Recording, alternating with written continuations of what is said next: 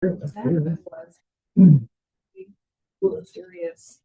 All right, so we are recording. It didn't make an announcement saying it was recording, but it shows it's recording at the top of the screen. So we'll take that as given. Folks on the call, hopefully you can hear me. If you can't hear me, well, you won't know to answer. If you can hear me, somebody make a noise. Not all at once. We're all muted. Yes, I know. I'm sorry. It might not know. I heard a ping. Where is? Where did you go to click? Oh, go down to participants. You must be able to hear. Yeah. Ryan. Yep. Okay. There we go. Ryan gave us the thumbs up. Thank you very much. All right, so we'll move along. Establish a quorum and call to order. I observe the presence of all of the electoral board members. Thank you so much for coming this morning, and thank you to all of our invited and visiting folks. With regard to approving the final agenda, Jim has made a couple of suggestions that I would add to the agenda before the last item under new business. So before we look at changing the date of the next meeting, the first one is ADA compliance, and the second one is officer of election salary. If that's acceptable to you guys. Yes, it is. Yes, it is. Mm-hmm. Any other suggestions for the agenda? No. Then I'll move to approve it. All in favor, say aye. Aye. Aye. The agenda is approved as amended. Now we come to brief announcements from the board and or the registrar. Anybody have any announcements? I'd just like to say that the canvass of results and provisional ballot canvass went very smoothly and efficiently, and we were done at about 1:30 or 2 o'clock on Monday. Yep. Before the storm broke. Mm-hmm. Thank you to all involved. Janelle, do you have an announcement? I do. I just wanted to, number one, just thank you for everybody for the work on the election, the hard work. Really did appreciate it, and it actually showed some new things that we saw. The other thing that I want to mention is we did an internal audit of things. I'm not going to talk in depth about it now, but we mentioned internally we talked about things that we see we need to adjust, things that went well, and then some feedback from the board. So I'll talk about all those things later on. Okay. And since our last actual meeting, you have a new employee. I do, yes. Ryan Weathers is the new elections manager. He sent a note out to everybody, all the election officials. You didn't get it. You didn't get it? Okay. Right. I will forward it to you. Make sure that you got it. So yes, he the reason he's not here today is he had a prearranged vacation already. So he's off this, and then he's off during the second week of early voting, just 3 days at the end. So it's prearranged things. But yes, and we also have, I want to mention one other new employee. His name is Evan Weaver. He's a part-time employee. He's joined us on a full-time basis right now. And so, and as far as the rest of us, well, hang strong. What is Evan's quote title? I would say administrative assistant. Part-time. Yes. Working full-time hours. Seasonal. Yes. Does this mean you're full staff? It does not. Oh. Still got that utility person. I have 2 strong candidates. It's going to be one of the 2. I'm sorry. Did you have anything? No, I didn't. Thank you. All right. Moving on from our announcements, public comment. If anyone from the public like to participate, Letty Bean is recognized. Good morning, everybody. Thank you, Bucky.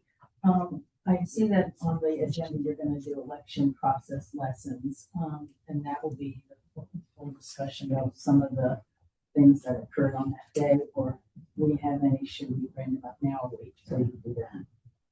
Go ahead and bring them up now. Emily Jones submitted a memo on some issues that her and her voter protection people noted, and I'm wondering if those would be addressed. Some of those are addressed specifically here. Okay. And that was just, I just wanted to make sure that was something we discussed. Thank you. Yes, and thanks to Lori for doing that. Yes, absolutely. Anybody else have anything? Couldn't see that, right? Yes. Just quickly, if we're not gonna have a high wash, would it be possible for y'all to send out to all the election officers a listing of the problems that you found in the canvas? Would be very helpful for the chiefs to know what they might have been. That is the sort of thing that we usually try to address when we do the chief's training, which conveniently enough is going to happen relatively quickly this time. So we will do that, and we will have a hot wash after the November general, which is our typical approach. Okay. But yes, Dr. Weaver. Thank you, Mr. Chairman.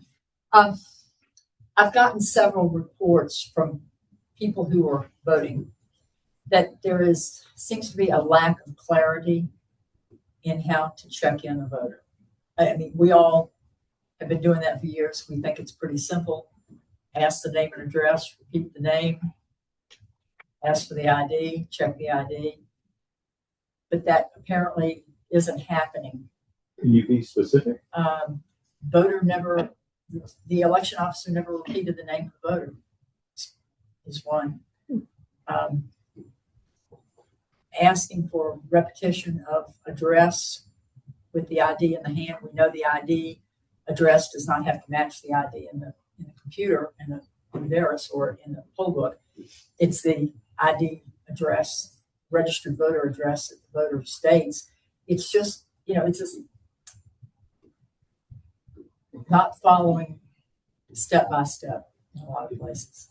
And do you have a sense of how many of these concerns you have reported to you? I only know the people who said something to me, which means just the people with whom I've chatted since the election, and it's certainly not a statistically significant number of people who voted. Okay, but there's some feedback in that regard. Yeah.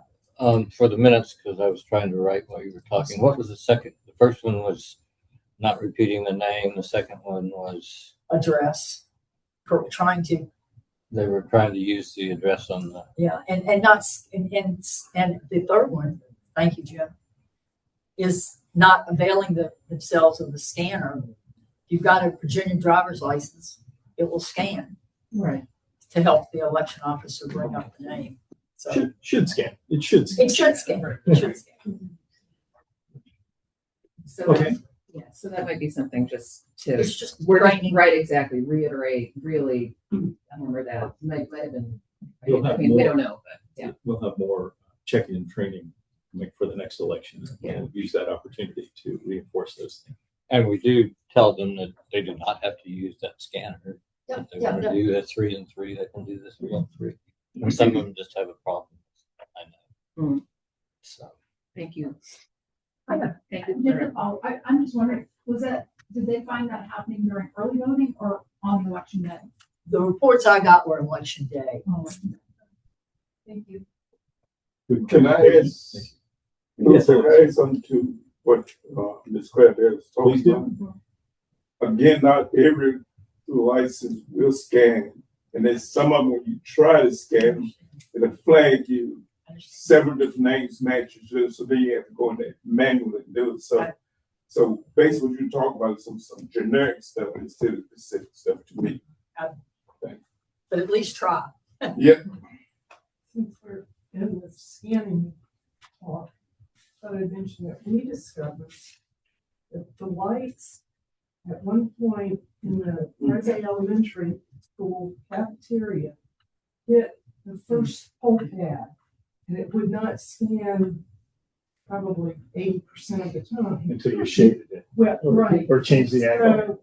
I mean, we went through all sorts of tests. Yeah. We changed the positions. That's a good And observation. decided that you have to be careful now. I can't say what kind of light it was. They probably just where it was hitting right where the barcode was, the reflection. Right. Yeah, the same thing happened. You have to just remove the Yeah. Yeah, but it's a good thing. No, Yep, absolutely. It's really Good observation. Thank you. Anything else? from anybody else? Anything online? Okay, minutes. We've got two sets of minutes to look at. I have had a chance to review the August 4th minutes. Have you got them? Actually, I did. Good. Mhm. So we've got the July 9th minutes and the August 4th through 10th minutes. Original ballot. They look fine to me. Yeah, they look fine to me too. Jim, would you like to Move we approve. second? All those in favor say aye. Aye. Give me 1 second. Sign them. Thank you, sir. Turn them over to you, I guess. Yeah. So, moving on, old business, the election office accounting report. How Hang goes on. the spending of the money? Are you still signing? Okay. I sent you all the most recent one to the different weeks. Mhm. It starts with the week of July 1st and ends this week. So you won't see very many differences yet. The bigger expenditures won't hit until the next, before, they'll hit between now and the next electoral board meeting. Yeah. But I will tell you the categories that will go up significantly. It'll be wages, postal services for all the mailing that we're doing, the copying center will go up, the office supplies will go up, furnitures and fixtures will increase, and the technology, maintenance, and support. And that's where the ballots, we pay for the ballots and the support that we get the different time. Clarabelle, did you have a question? Yes, I was gonna ask if the registrar could speak up. I thought Rick was gonna, we're having trouble hearing her. Oh, I'm I sorry. mean, I'm sure they can hear you, but so many people behind you can't. Can I repeat? Should I repeat? Yes. I think The I got sign it. behind you Okay, is- yes. Yeah. So the latest expenditures for the department have not hit the budget just yet. So they will between now and the next electoral board meeting. But I can tell you the categories that will go up significantly. It'll be wages will go up, postal services for all the mailings that we do, copy center. We send out a lot of copying. We do a lot of copying in-house, but we send out a lot of copying. Office supplies, furniture and fixtures will go up. And then also what's called the technology maintenance support category. That's where we pay for the ballots. And then we pay for the people who come in to support us during testing. So all those categories will go up quite a bit. Very good. Any questions? Okay. Old board materials in the warehouse, Jim? I'm like a dog with a bone. I'm not gonna let this one go. I will mention that I looked at what was on top, and there were old campaign finance reports. And I don't have anything to do with those. We're going to see what needs to be thrown out, and if I'm going to go in there and try to go through that junk, I need a retention schedule, because I don't know what needs to be kept for 2 years and what needs to be kept for 4 years and all that without looking at the retention schedule. Andrea, can you dig into the library website and get that? That'd be great. I am wondering if one of the new staff could be assigned to help Jim, like, because I think Alex was part of that project previously, right? He was. Yeah. So maybe it would be helpful. He was the one that put it all together and said, "Jim, go through it." We know we're gonna keep the old minutes forever, but Yes. the rest of the stuff, we're not sure, good so idea. that would be good to Yeah. know. Yeah. So I just think that would facilitate. Mhm. Okay.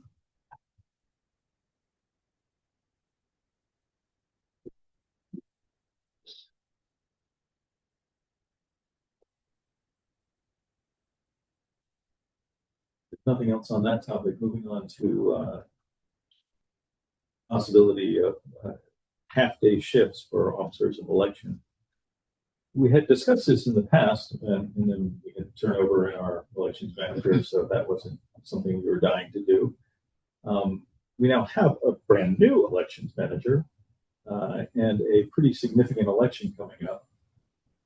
We had talked about this in terms of maybe something we would try at 1 or 2 polling places. And so I put the question forth, is this something we would be interested in trying for this election? I have an opinion on that. That's why I'm asking. I think no. I mean, I think that November is going to be a busy election, and I don't think that we should be rolling out new initiatives for a general election. Maybe a primary would be better.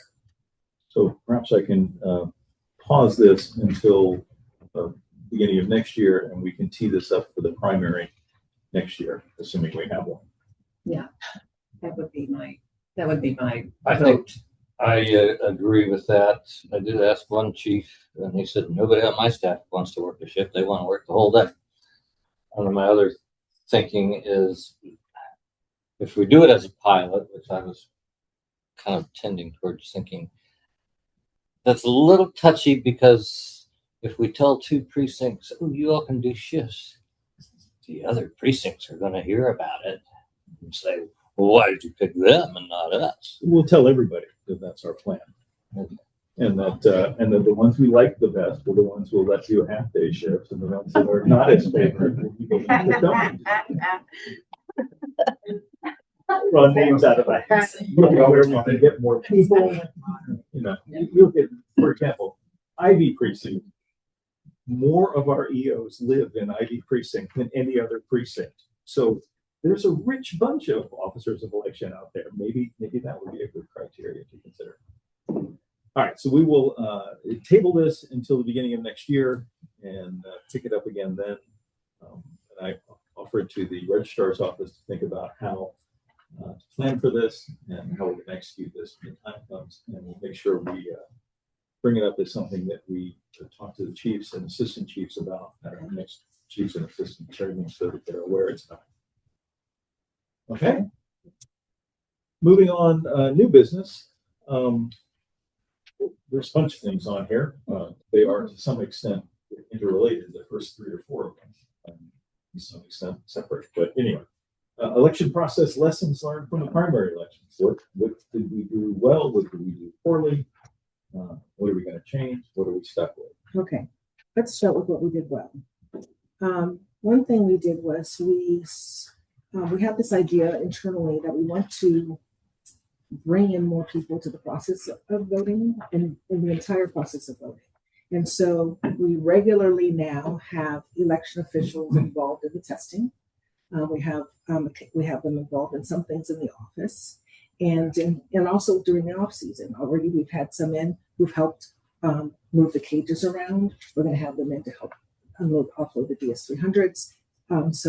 So that's one thing that went well for us. We were kind of surprised at how well it went, but it did. And everybody who helped us was nice and cooperative, and was really an asset for us. We really needed that kind of. And several of those people are in this room. Yes, there are. Several in the room. So now let's talk about some of the things that we need, that we know that we need to adjust, and some things that maybe didn't go well. Passwords didn't go well. So we've already addressed this. We've actually already changed. We really can't hear you on this side. Well, I have to. Yeah. There was an issue with passwords. Yeah, so passwords were an issue. So what we were trying to do was to keep everything secure. But we in our efforts to do that, we ended up confusing people. So we understand that. So we've limited the passwords for election day and for early voting to 1 chief's password and 1 admin password. That's it. There's not going to be anything more. The chief's password are for things like, undoing a check-in, voiding a ballot, spoiling, that kind of thing. And the admin password would be if ever the chief needs to go into the settings for anything. So there'll be just 2 passwords altogether, and they'll be the same for early voting and for election day. So we think that's going to solve things. There is a thing though. And I had one thing for that I think would be helpful for people. It was nice that you put them on the 3x5 card. Yes. Mm-hmm. But the one thing, if it's not too much work to add on the 3x5 cards, is this: you use this password for item 1, item 2, item 3. Sure. Because people, I think, get confused as to which one am I using for which thing. That's a great idea. And I think that another step to add in there would be to have somebody double check. I think there were some typos when I was doing testing.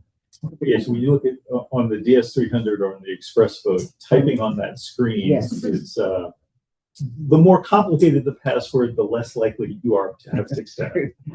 But what I'm saying is there were typos on the actual card. So right, yeah. Oh, So if somebody Thank you. types them, have somebody else prove it. Yes, if you end up with a 0 in one of your passwords, then you need to have selected a font that'll slash that Yes. 0.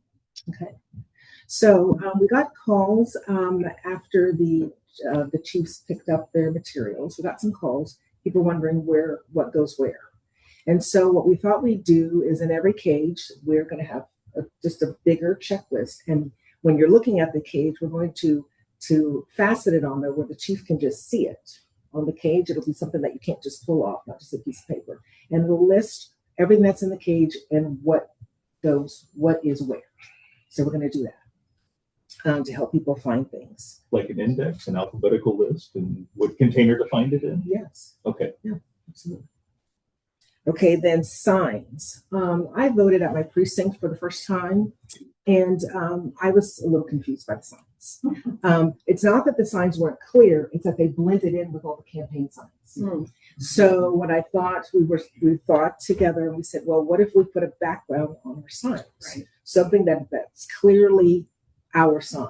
So maybe everything has a yellow background, everything has a green background. Right. So it's clearly, they'll differentiate itself from the campaign signs. And we even might do a little bit of a different shape. Nothing wild, maybe it's a tall rectangle or a wider, rectangle, something to differentiate them visually so voters can be navigated into the precinct as they drive in, but then also once they get there, which way are they going?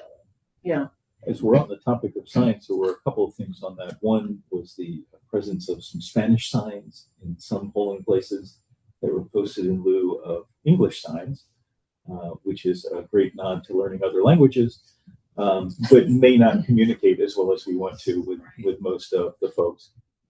So we should have some consistency there. If you're going to have a prohibited activity sign that's in Spanish in one polling place and in English, then you need to have that in all the polling places, and they should both be up. Or if every polling place at least has to have an English one and have to get it posted. Right. Yes, we had one precinct, Pantops, the prohibited activity sign. The only one they had was in Spanish. Right. We wish you had gotten a call about that because we could have put a sign out there. Right. It's happened in multiple places.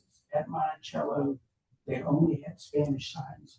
At Biscuits Run, we only had English signs. Right. Luckily, we could switch because we were right there. Trade with Right. your friends. Yeah. People had only one of the Yeah. Well, what we'd like to hear is call us because we do have extra signs and we can learn it. But for the next But for the election, next, we we're going to need make be sure. more careful with that. Also, in my experience with elections, I'm not sure to what extent there has been any kind of review of the signage needed per polling place in the last 10 years. And I know when I went to vote at Earlysville, at least 2, maybe 3 of the normal outdoor signs were missing. They were not to be found there. I found some other places that didn't have their 40-foot line signs posted, other places that didn't have clear curbside, here's the phone number to dial signs posted. So I think we need to, on a polling place by polling place basis, in consultation with the chief, look at what signs are needed to get people into your polling place, park where they need to park, get into the building where they need to come in, and also denote your 40-foot, maybe 100-foot, if we get more guidance on that, and then your curbside, and what those signs need to look like and say. And it may be the case that if we're going to use a cell phone, then we get from the chief beforehand, what's the cell phone number that needs to go on there? And, we'll put that on your curbside voting sign. And I had at least one chief tell me, yeah, we put my number up on the sign, but my phone treats them all as spam calls and it doesn't send them through to me. Now, I view that as a deficiency of the chief, who, in using their number, didn't know how to stop, let spam calls through. But it's something to pursue to make sure everyone understands we need to use a number that will ring through that day. You don't have to take spam calls the rest of the week, but we need our curbside voters to have easy access. Yes. So I'd like to see that done on a site-by-site basis before the next election, in consultation with the chief, so that we, and maybe looking at a map of what each polling place looks like and where those signs ought to go. Yeah, that's the biggest project we'll do before the election. It's really large, and we're gonna do what you said, but we're gonna ask the chiefs to actually draw the inside of their schematic of their polling place as well. We'd like to know what all the polling places look like. And just a basic schematic. But yes, we're gonna do exactly that, and we just have to figure out how we do it and what pace we need to do it so that we hit all of these things. We have a question from. So we got Lewis who's got his hand up, but and Letty, Lewis and Letty. Bucky, just to quickly follow on to I think it's really important to involve the chiefs, as you said, because I did have feedback from a voter that there wasn't a required sign, and that the chief in the polling place was, kind of dismissive. Dismissive is, I was going to say brushing it off, but yeah. So good to have the chiefs involved, and then everybody's on the same page. So Letty or Lewis, I'm not sure which one of you goes first. Yeah, I don't know who can answer this question, either the registrar's office or the electoral board. But for all this torment and transition with the registrar's office, putting people in places, including the register, the election manager, I personally think that they did an acceptable job, but it seems like right now we're just saying what went wrong, what could be better. So my question would be to the registrar's office or electoral board, what did you do to train or alert the registrar's office to look at a horning on to make sure that everything runs smooth? It seemed like to me that they were doing the best they could, and maybe no one fed some information to them that they should be looking at. So I think when we have a transitional period, we should be behind the registrar's office and ensure that everything is dotting the I's and crossing the T's instead of pointing fingers, so to speak, after the fact. Oh, yeah. Thank you. So, Letty? in the chief's booklet, there's a list that's very clear that says what are the required signs and what are the optional signs. And oftentimes, I believe the chiefs have the right signage in there. They're just not putting it up. And so, because there's a lot of signs in that packet. And I think that that's just something that I'm pointing fingers, but I think that when we talk to the chiefs, that we need to be reminded which signs do absolutely have to go up. And then based on the layout, as Janelle says, it's how you use all your other signage.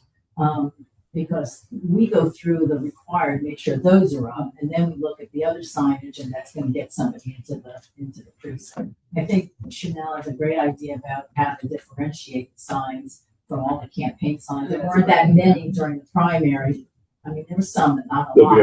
There'll be a boatload in the next one, a lot. Absolutely. I mean, we also didn't have, the parties didn't set up tents, at least not in my precinct, for a primary, but those will be out then, and so the 40-yard and the 100-yard would be much more urgent. To Lewis's point, and speaking of the list that you were talking about where signs go and it's optional or not, I had worked with Alex to make sure that was going to go out with the signs, but then I think that information may have left with Alex. I don't know if we are putting a copy of that list in with the signs anymore. I've never seen it. Yeah, it's in a couple of pages at the beginning of the chief's manual. It says where all the signs go, and you got to make a copy of that, give it to whoever's putting up the signs, and say, "Here, do that." It was in there. That's what I did. Was it with your signs? Okay, good. Anyway, there's a perfectly good guide. It doesn't tell you things like, you've got 3 outdoor signs. This one goes by the street. This one goes to the entrance to your parking lot. This is where you tell people to enter the building. The chief needs to know what works for that particular location. But the required optional state sign. Okay. It gives guidance on all of those. I have two things. One, just to mention the 100-foot line. In my opinion, they should not be trying to mark off a 100-foot line. They should ignore that because we're not going to have somebody out there roaming around 100 feet out just to check for guns. So it's a Awaiting law, any further but guidance from the state. That it's was a my only law, point but there. nothing we can do about it. Right. Secondly, just a question. The Spanish language sign, I guess they came from the state. Did they send us? I ordered some. We can order them.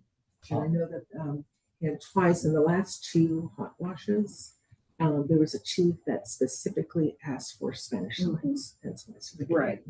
And I think some Did we precincts have or enough something. for all precincts? I haven't ordered them for all precincts, but I can.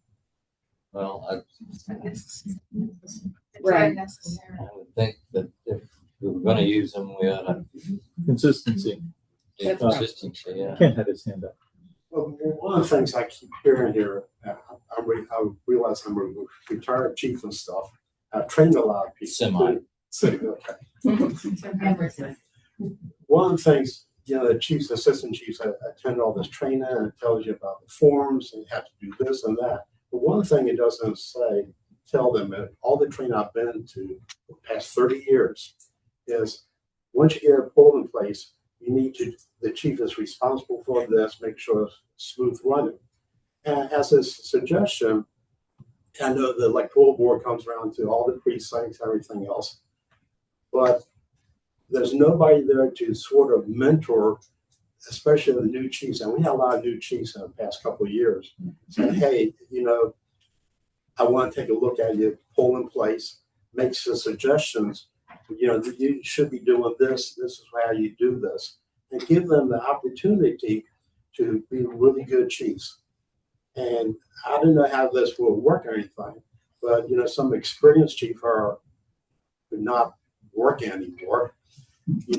Should be able to go around With the initials KS.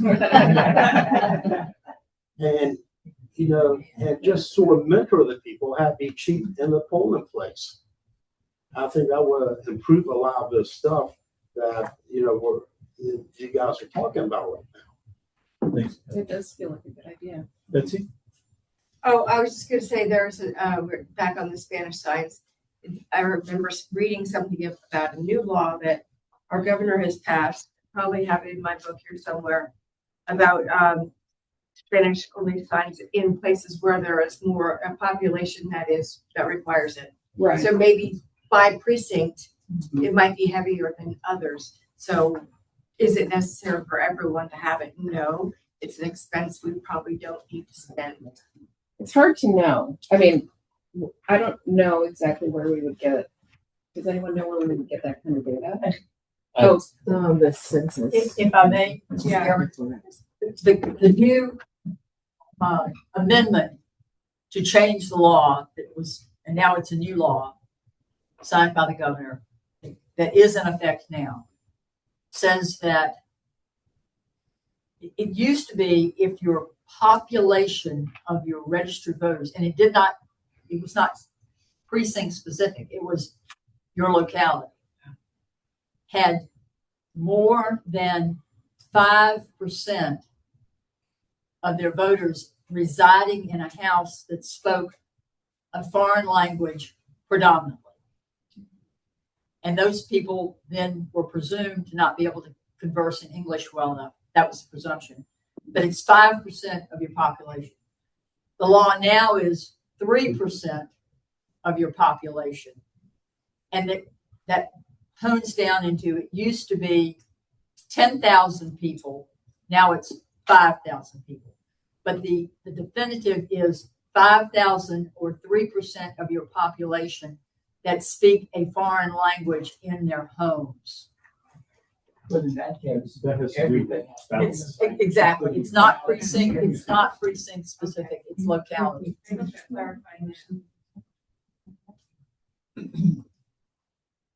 no signs in Spanish ensue.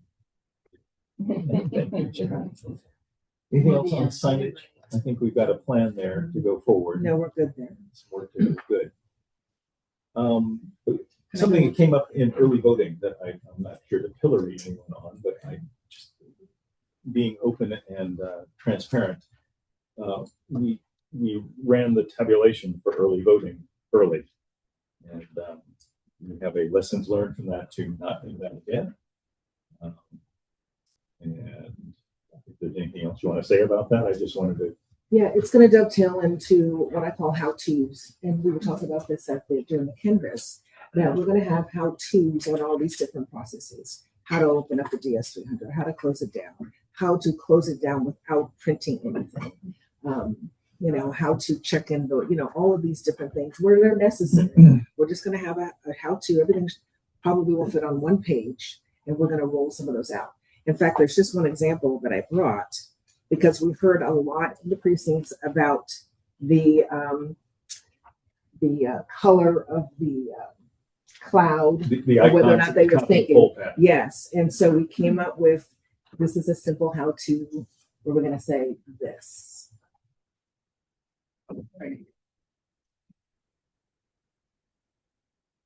And this is very simple. We need to massage the wording a little bit, but just something like this, when we hear from people a lot about something that needs just a quick explanation, we can include those. Maybe there's a place for those on a slide in training, and maybe there's a place for them in the Chiefs book, but we'll certainly let you know as those come up. And I think I'm going to attribute this idea to Bucky, the notion of a checklist similar to what airplane pilots run through every single time, right? So that's, it's got a little bit of granular detail to it. Yes, absolutely. And specific detail to us. Yes. Not the company's version. Right. Just Rick? I think you have a lot of very clear procedures. Some are not clear. But one of the problems we have, is you can have detailed instructions, but if people don't follow it, it doesn't happen. For example, it goes in DS300. You're not removing the thumb drive before shutting the whole thing down and locking it. It happened in my precinct. And we had to go back and open it up again, take it out. Luckily, you gave us extra little tabs. But if people don't read your procedures, it's nothing to do. And that's the biggest problem I'm seeing is people are simply not following the procedures that you're giving us. And I think there's an issue about that removing of the thumb drive, because I believe that our tech from Printellect said people should not be removing that thumb drive. But our instructions say to remove it. Yeah. So I think we got to get that clear, because I'm pretty sure Tyler said I don't leave it in the machine. I think, Tyler wasn't here for the last go around, but I think the rationale there is that that's the election, and we'd like to get that back that night and not have it stuck in a security cage where it's going to be in transport the next day and out of our hands. And there was some reason we needed to put it in another DS300 and rerun the results if we had to. We need to check the Printellect and see, because anyway, yes, consistency in our expectations and our documentation, and getting people to adhere to those are all critical. None of it works if you don't have all of those pieces in place. Can I mention a couple of other things here? Yes. One of them would be the phones in the precincts. I think we've had all the phones checked by IT, and they all work. We've done that twice. We've done it twice recently. Once before the April election, and then once after that. So if a phone isn't working, we're going to poll. Not all of the jacks that people are trying That's to what plug we're into yes, work. that's what we're wondering if it's the jack and not necessarily the phone. So maybe there needs to be another discussion about who has a phone and whether it works or whether the jack is on or. Yeah, the presumption I think has been that we would use those in schools, but typically we're not using those in places that aren't schools. In some of the schools we didn't have very good access, so in some of those places we're using phones that the officers have. my inclination would be to use the phones that are convenient to the people, to the officers of election, and only use school-based phones. We didn't have good coverage where we were. But that's just my personal opinion. One last thing I'd like to mention is CAP. So, as you know, one of the longtime chiefs left CAP. And so we have plans to a couple of different things. I'd like to have a team of about 20 to 22 people available for CAP, or who say that they would like to for CAP.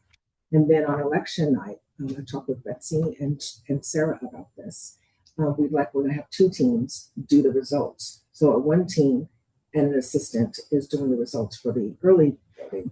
The other one is doing the results for the by mail, so that will speed the process, for us all stay together. So late. Exactly. And because that struck me last time. I said, how can I make this shorter for them? And then, but they also need enough teams, because we're going to get a lot of ballots. We know this already. And so we have to have more than two teams. Yeah. So I think we're aiming to anywhere from three, maybe at least 3 teams at the least, and then as many as 6. When I was going around to the polling places, talking to chiefs about what was working, what wasn't, several of them mentioned, gosh, it would be nice if we could get our pages delivered on Friday as opposed to on Monday. And several of them were in schools. And I said, sometimes that's something we can do in schools. Sometimes it's something we can't do in schools. The one in a church, I said, there's a problem here, because they don't want this in the back of the church all day. But I know you're going to be looking at a different mover, because the county is changing, making some changes in terms of who it has a contract with for moving the cages out to the polling places. And I wonder if this is something that would bear looking at, where it would be useful, or even possible to get them sent out earlier. Also, you then have less that has to happen on the last day, if they can be securely stored where they need to go. That was going to be my question, is about where they can be stored over the weekend, and now we're sure that that's going to be secure. Right. So I raise it as something to consider as you're looking at those things. As you know, before you came, we always had Friday delivery and Monday delivery, depending on the place. And I believe you thought that it was a money saver to have them all done on Monday, but no, that wasn't about money. That was about security. Okay. Well, in the past, I don't think we ever had a problem with security of those that were delivered on Friday. Where we ran into a problem once or twice were in polling places, officers of election would come in because their material wasn't delivered on Friday, and they put up all their signs and stuff, and somebody would do something with them over the weekend. So getting the stuff there early doesn't necessarily mean that if you take things out of the cage, they'll be just as secure as they would have been in the cage. So that's a potential area of risk. Yes.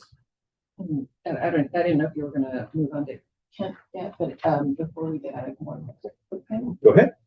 John, I just want to put a bug in your ear. I have been eagerly waiting to look at the chief's logs.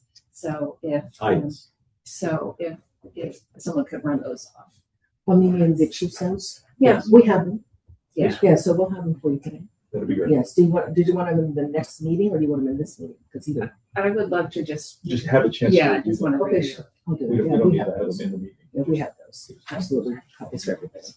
And the EOE ballots too. We sent those to you electronically today. Great. I haven't checked my email. Yes. So thank you very much. Yes. All right. Next, we're going to talk about early in-person voting and how, Kemp, you'd like to join the big kids table. Okay. Yes. Let's look at the latest.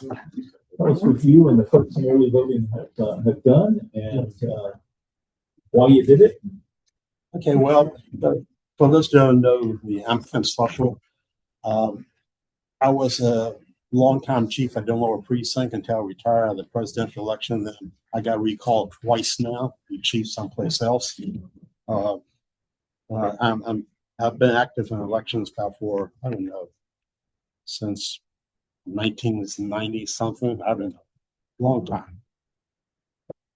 So several of us who have worked early elections several times requested to have a hot wash after the last early election.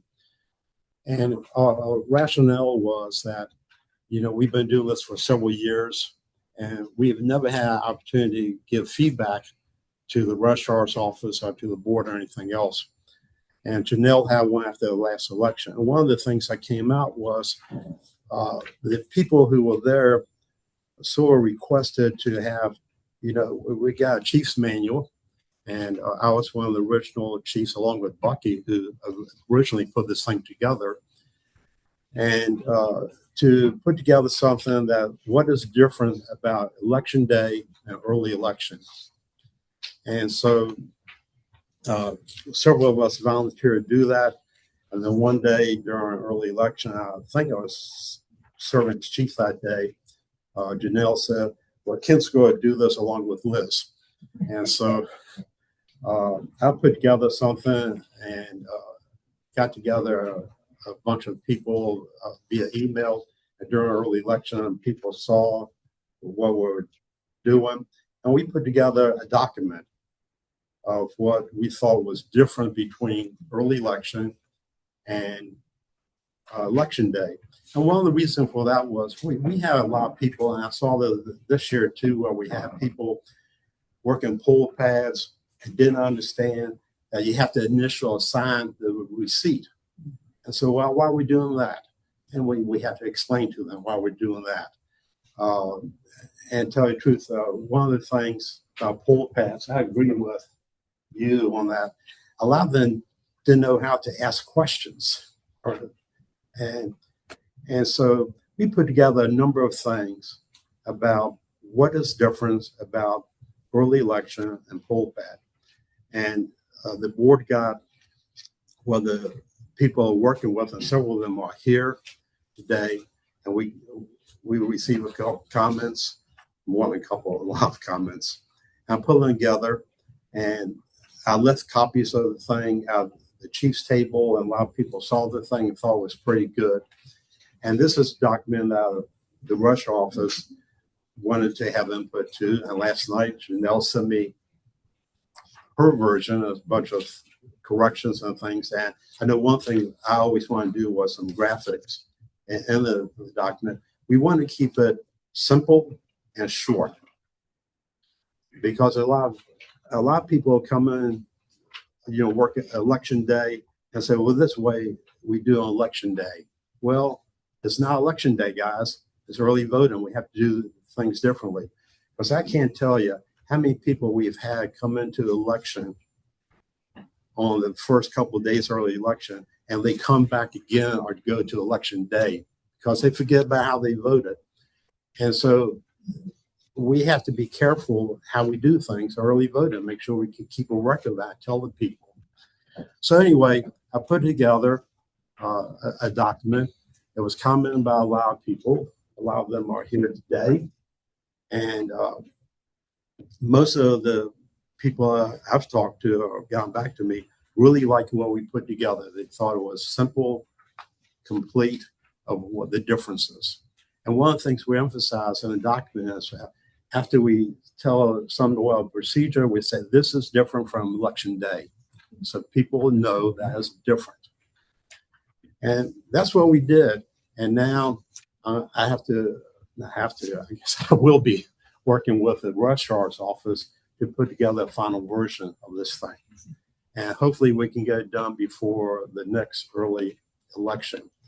I think it's going to be a good document for people, for training for people working early elections, because I can't tell you how many people we have come in that have slightest clue what to do. And this goes along with training in general. And with different election officers working positions. They may know one position very well, but when they work a different position, they're not very familiar with. Now we're going to have a list of things that, okay, this is what you need to do, and this is different from election day. Very short document, and that's what we've done. And so far, all the comments I've gotten back from the people working on the election have been very, very positive. So I'm here to tell you that the first time I worked as a chief in early voting, if Ann hadn't been there, I'd have had no clue what I was doing. Ann was a contributor. A lot of people contribute. Ann, Letty, Liz, I can't name all the people. Sherry, but see, a lot of people saw this thing because I left copies of the thing, and I'll come in one of the days I was working, I'll get an email and say, hey, we really need to include the Jim comment. They have very good comment because I left something out. And so that's how we did it. And so a lot of people were involved in this thing. And so I haven't thoroughly read the changes or improvements or distractions or anything else that the Rushhouse office did, because the guy last night, I was out at dinner. I didn't get home until 10 o'clock last night. And so I didn't exactly read it. So anyway. Thank you, Ken. Letty, did you have a question? Yeah, one thing that maybe we should add is a little caveat for if it's a dual primary. Because the dual primary is an issue with people not understanding the two different ballots or anything like that. Obviously, the machine's just going to pull up whatever the person says, but you rather than ask them which ballot would you prefer versus what. I thought I added that. It's not in It's not okay. Louis? I briefly look at that. You may want to call it a guideline, cheat sheet, or whatever. Yeah. And I commend you for doing it. And the reason why is it'll help the chief also, or the chief to be consistent. Right now, the only consistency is inconsistency. And sometimes you have this inconsistency chief trying to tell the consistency chief on the day when votes in there, what's wrong, what they like. That's not good. But I thank you. Appreciate you doing it. Yeah, the one of the issues we had was we did have a couple of chiefs come in and never worked early elections before, and they were chiefs third day, and said, this is the way it's going to be. And unfortunately, it doesn't work in our early elections. Not everything's the same. That's right. And it'll cause some conflict. I can tell you that among some. Good to have a chief come in who's never done it before. As a chief, they need to come in at least one day and do it as a. I mean, I think it was. I think it was the last day of maybe it was last day. We had two people come in. First time they worked early election, worked and on election day before. I asked what they did, and they were assigned to poll pads. And I tell you, talking about trying to train somebody, it was somebody has to sit behind them for quite a while to say, this is what you do. Because they kept forgetting about initialing the receipts, checking the ballots, because it's a print on demand. So you have to make sure you get the right ballot. Occasionally, very rarely did we get the wrong ballot, but occasionally you did. And it's just a matter of training and teaching people, mentoring the people. As we move this document to its final form, we post it up with the chief's manual online, so it's readily available for folks to review. Jim? Not to get into the weeds, but because I see one page that I just want to raise. This is about spoiled ballots. The spoiled ballot must be clearly marked spoiled. By who? The code says by the voter. I don't, we've had this is an inconsistency we've had. Is it by the voter or is it by the chief or ballot officer or whatever? I think it should be an election officer, not the voter. I'm comfortable with it being clearly marked. Yeah. I mean, comments like that, I appreciate it. We try to follow what the code said and what we've been doing in the past. And we did something wrong in the past. Well, it needs to be corrected. We'll face the same inconsistency problem with the chief's manual in the polling places on election day too. So yeah, I think we should one rule says guide on them that, and some voters might not may not be able to write. So Fair point. I Fair think it point. should be an election officer that does it. So So, whether the code be damned. well, a lot of people worked on this, and this was contributed time to the county album off. And we appreciate it very much. Yeah. It's a huge move forward for us. Yeah, it should have been done a long time ago. Haven't really had early voting a long time. Well, Yes, since it should have been COVID, done a since while COVID, ago. since COVID, and I know when we first did COVID, a lot of things have changed. Ballots have changed the demand. Poor Ann there and Sherry used to have to keep track of what Pulling out 30 the bins. thousand bins and things like that. Yeah, if you were lucky, there were only 30 stops. Yeah, that's right. So I do want to mention that for the office, it was my team that did the work. Richard added all of those screen grabs, found them all, added all of those himself. Andrea edited as well, so it wasn't. I'm in the background. yeah, well, like I said, I got this thing last night and really haven't looked at it. What the registrar's office did. So I will be doing that next few days and get back to you. We'll have the opportunity to put this to good use by September 18th, Yeah. if not before in training. So I think it'd Very be good. I think it'd be good for all the early voting EOs to know about this and read what their signs copy every someday. station. Why not? Yeah. Yeah, right. I have the minutes reflect that the board expresses its appreciation to Kent and all who worked on this. If you don't like it, the registrar's office did. If you like it, it's all right. We expect no less. Thank you very much. See here. The schedule for the November general election.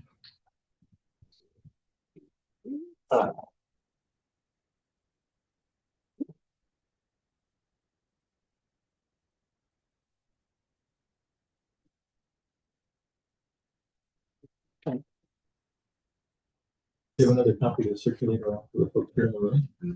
Okay, I'll use this. Thank you, Richard.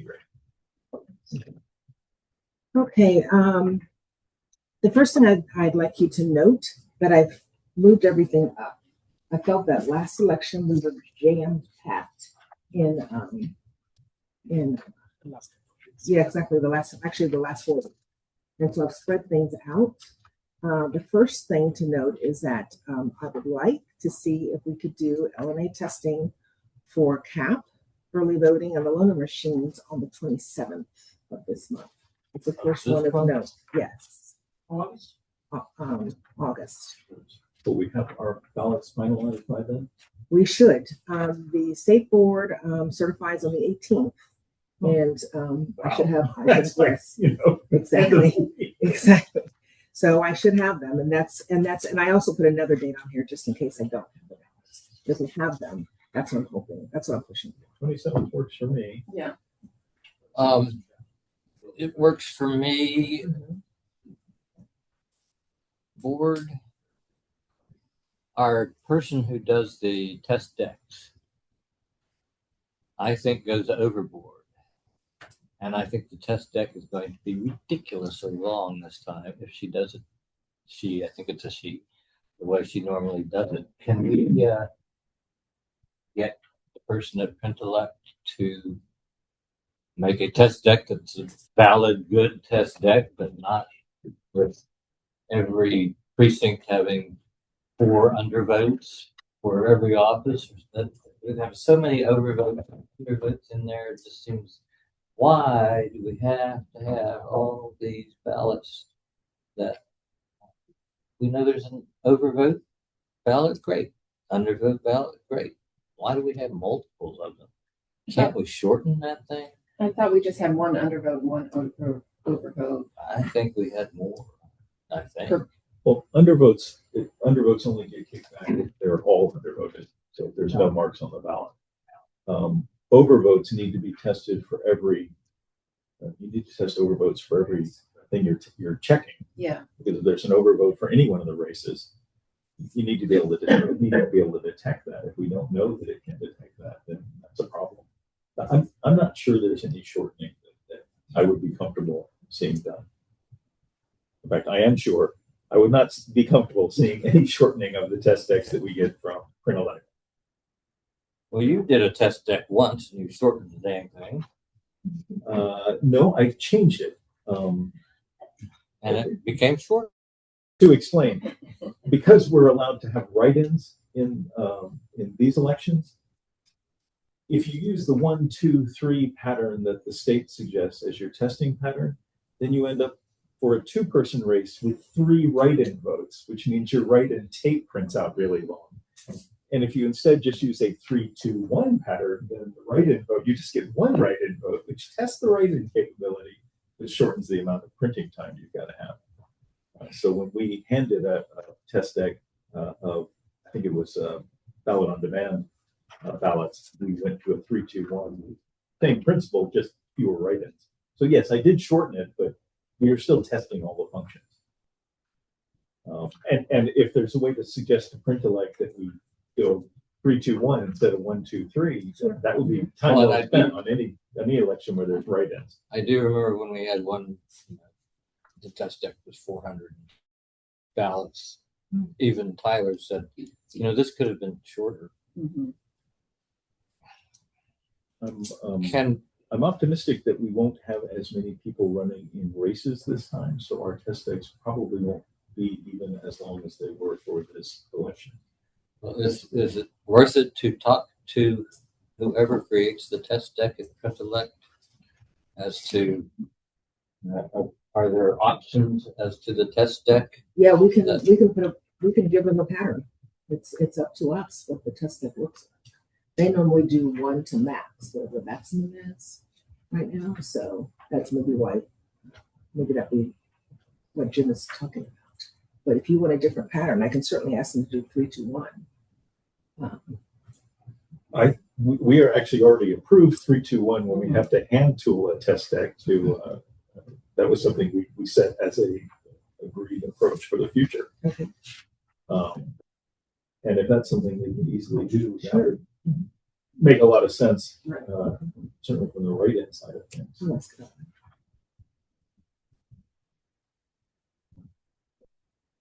Okay. So the pattern that I set here is I was looking at maybe Tuesdays and Thursdays for almost all the testing to kind of give you a more set schedule.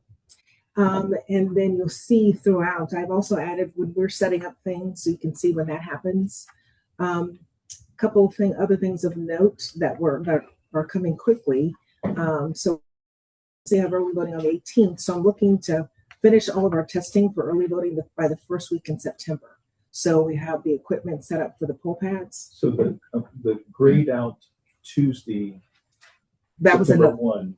That's another option. I was wondering if this one doesn't work, but the ballots. We're going to do it 27. Okay, great. And we're going to have someone from Print-Elect. Yes. Do we know that we have someone available on the 27th? Well, I have to if you guys want that date, and so now after the meeting, I can talk to them. Gotcha.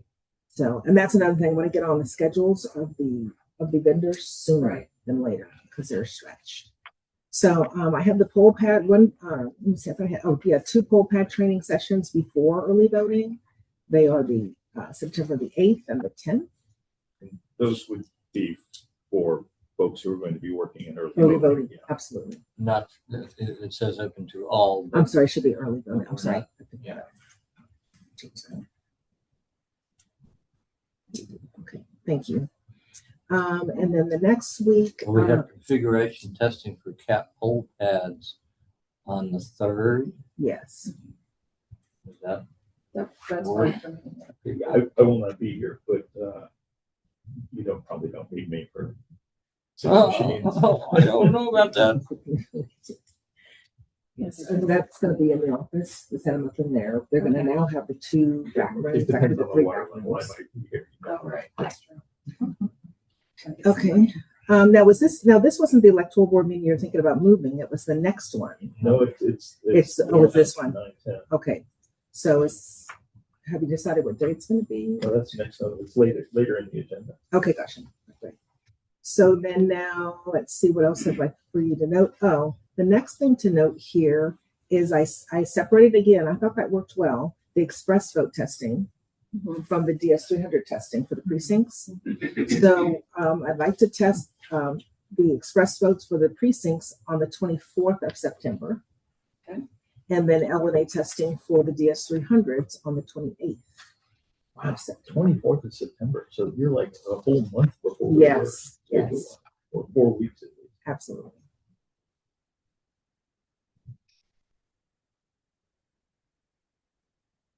Everybody have a question? If I may, Mr. Chairman. Mm-hmm. Some of these have to be tested for early voting purposes as well as election day, and express votes. Are you testing them separately? They've got to be tested before September the 24th. That was in the I'm sorry. 827 testing is for LNA for express and express votes for early All of voting. them. So you're testing all of them. Yeah. Right. Yeah. Okay. Including express votes. And this is just doing the precinct machines. And ballot on demand. Yes. Yeah, that's part of the. Right. Yeah. I'm sorry. The ballot on demand testing? We're going to do it the same day as on the, what is it, the 28th? Is that what we said? Same day. 27. 27th. Sorry. Yeah, you can't do LNA for the early voting machines unless you also do We're doing ballot all on of that. demand. Well, wait, the 27th is DS300 and express votes. Yes. I'll add And DOD. part of the It's express all vote testing is testing it with ballot on demand ballots, just as we did I this thought last we go usually do the ballot on demand the same time as we're doing the poll pass, which would be on the 3rd. Last time we did it with, we just print the ballots from one of the machines and Correct. print them out. I don't really care how the thing is configured as long as it'll print the right ballots on that date. I'm not testing the functions of the poll pad. I'm just testing the printed ballots to make sure their timing marks work. we also use that instead of done, we just transport it from that to early vote. So it's all connected. I just think of separating no ink equipment from printed ink equipment. But they have to meet at the ballot on demand ballots. Now, is there just one early opening and late close, or are there two? I couldn't recall and I couldn't find. Early in person, our normal general election is a Tuesday early opening and a Thursday late close. That's Okay, what so we have Tuesday, done. Thursday. One each. Just one each. Okay, gotcha. So I put that. I'm sure it's not every. It is. It used to be, presidential election was every Tuesday and Thursday. Right. Yeah. I know in November we just did. I know it wasn't more than 2 days. I thought it was just one, but I couldn't find it. What are we required to do? We did them. We're not required to do anything. So we can do anything we We're want. wonderful. Do we see a lot of turnout? No. Early and the late? But early, no. Later. Yeah. How many do you think we need? One of each. Let's give that a try. That's my suggestion. Everyone agree? Well, when you're saying one of each, So one early opening and one late close. Every week. every no, week, no, just one for all of early voting. People were always asking. Peanut Gallery The, is. the numbers for November were not remarkably different. Because Alex and I talked about that. They were not remarkably different on any of those. We were actually kind of surprised. Well, I would say at least the last 2 weeks do an early and a late. I would say in the last 2 weeks, not just that one. Let's see.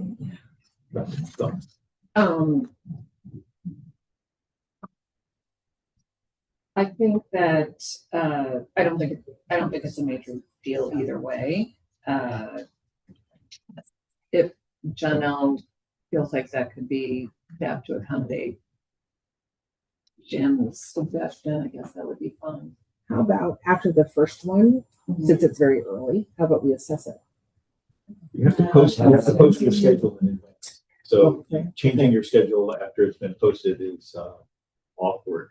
I guess you could add to your schedule, but taking away from your schedule, no good. But that's what I'm saying. We're adding to the schedule. We're adding an early opening. We're adding a late close. We're not changing anything. We've got comments from the back here. I saw Ann's hand go up first. That's fine. And I was just gonna suggest, if you're gonna do, if you're going to limit it to just one early open, one early close, I would suggest doing the last four again, because that's when you have the most odors. Right. For the last 2 weeks, that's when you have the most odors. That's it. I mean, Early that's on- a good suggestion. I think that's early what- on is, yeah, the 45 days. so early I agree. It's a waste. To some extent, I think we're going to have voters from the very beginning throughout, just like we did in It's April. going to be a frothy thing. That's what I think we're going to have that. I Yeah. agree. Okay, well, I will make Thank a, you, Bob. I will turn it into a motion. All right, but given the frothiness of the election, maybe. I move that That's a we good have word. one early start and one late start, both of the last 2 weeks before the election. I second that. Oh, All in within the favor, last 2 say weeks? aye. Aye. Aye. Let me make sure I understand that. So just anywhere between the 18th and the 31st. Is that what we're talking about? Okay. We're speaking of October, October, and yes. it's the Tuesdays, open early on Tuesdays, the 2 Tuesdays before, and open and stay late on the 2 Thursdays before. So there's 4 of them. 4 total extended hour days. Okay. So October 20th would be Beyond the early- Sundays. Yeah. Yes. And all the other days of the week. Okay. October 20th would be an early opening, October 22nd, a late close, October 27th, an early opening, and October 29th, a late close. Yeah. Okay. And that was unanimous. That, for those of you that work early in person, that works for you? Rather than having them go on. Can I, Well, then that moves a bunch of training on, because I have the election official training at 6 and the 20th.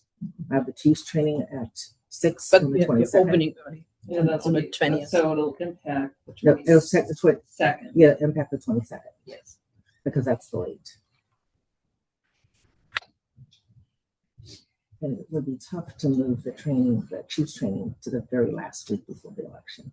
no, the Chiefs training can stay right where it is. It's the only people you're impacting are the ones who are working early voting that evening. So it's not going to be more than one chief. And it could be, an early voting only chief.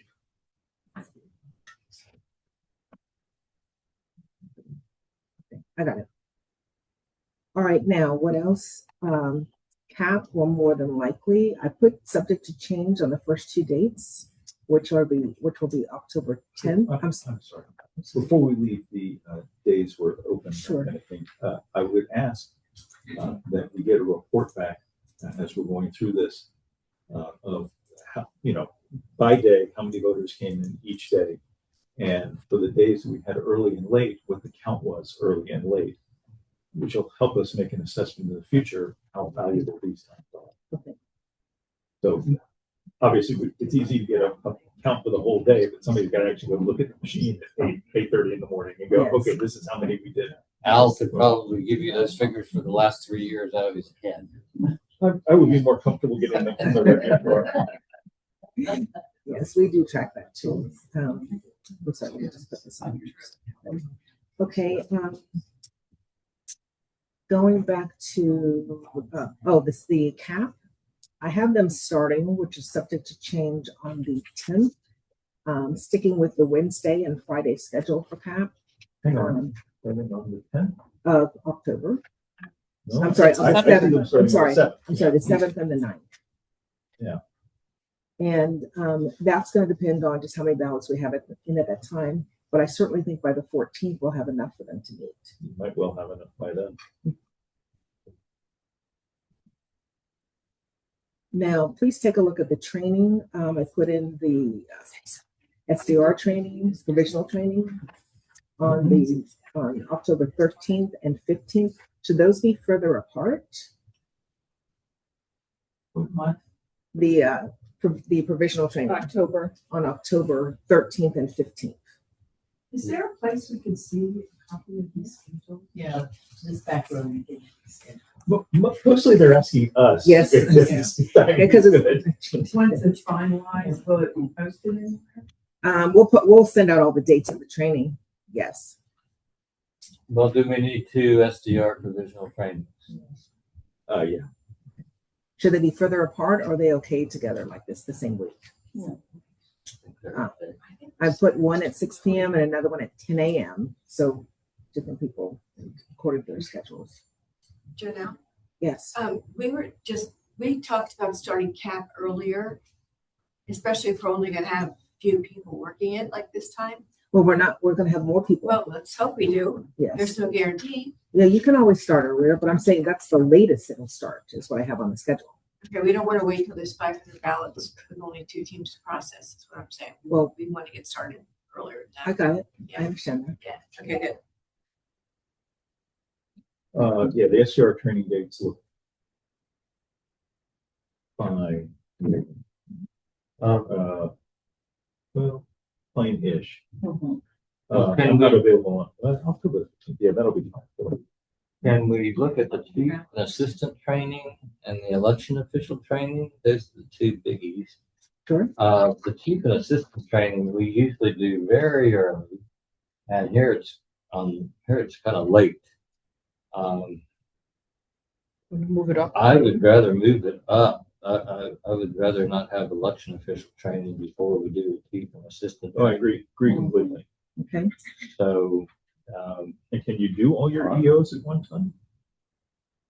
no, I don't think so. I don't I think think so we need either. a second. We need a second one, don't we? Yeah. Okay. Usually you split the precincts. Okay. Can we put the chief and assistant training on the same day as our proposed electoral board meeting, which is the 8th? Can we have that on the same day? Sure. Yes. Lane is available. Yeah, things available. Okay. So we're going to try to move chief and assistant up to October 8th. Then you can use that Thursday slot to pick up the other half of the election officials on October 22nd, because you've already got Lane for that day. Say that again. On October 22nd, you reserved Lane Auditorium, so we could do half of the officers of election that evening.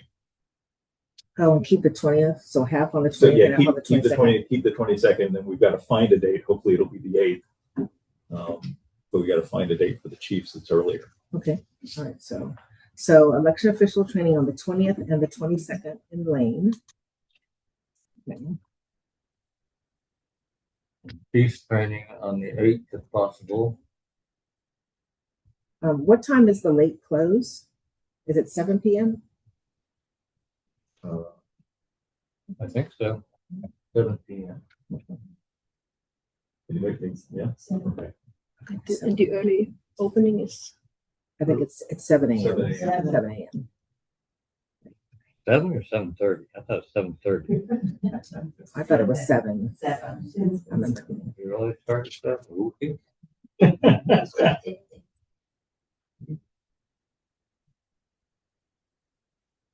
The precincts, you get most people, usually when you first open, they're already in line. That's the way it works. So if we have newbie training on the 27th, Mhm. and we will have late voting that day until 7 p.m., we got to keep the newbies till 7 before we take them down into the. That's the early vote. That's too early. 27th is early That's early, opening, that's is a 7 Tuesday. a.m. Oh, it's a Tuesday. Yes, obviously. Thank you. Never mind. Can we circle back to the LNA testing of the DS300s on the 1st? Yes. That's the one for the precincts. Yes. Of October, sorry. Can we move that to September 30th? Yes. Goodbye.